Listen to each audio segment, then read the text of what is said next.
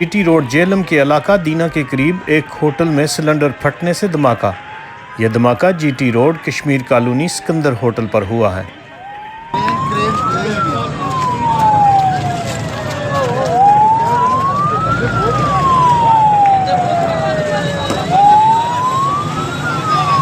जख्मियों को मलबे से निकालने के लिए रेस्क्यू टीमें ऑपरेशन कर रही हैं।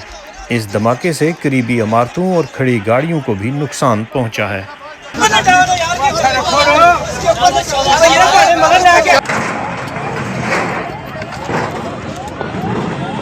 धमाका इस कदर शदीद था कि धमाके की आवाज़ दूर दूर तक सुनी गई। इस धमाके से होटल की बिल्डिंग का एक बड़ा हिस्सा ज़मीन बोस हो गया है।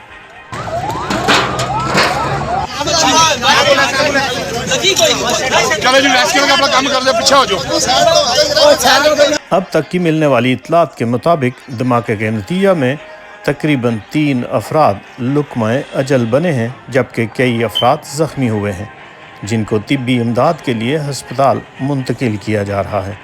रिपोर्ट मोहम्मद ताहिर मजीद, KFT न्यूज़, जेहलम। बंदे पता नहीं।